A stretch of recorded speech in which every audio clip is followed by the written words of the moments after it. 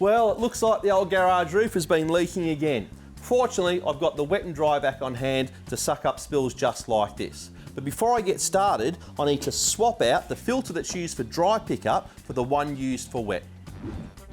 To change from a dry filter to a wet pickup filter, we simply take it off and we grab the foam filter designed for wet pickup and slide that over.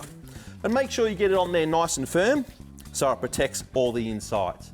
And if you do use this cartridge filter for wet pickup, this is what it could look like.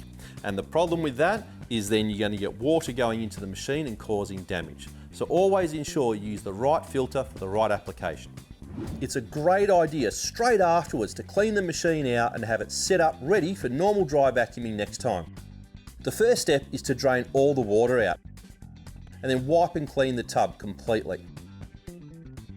The wet filter can also be removed and cleaned under running water and left out to dry.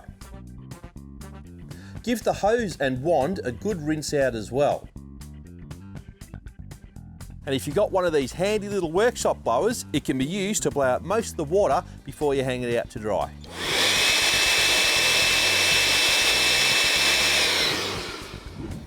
Now that we've fitted the dry filter back on, we need to ensure the wet filter isn't put over this one.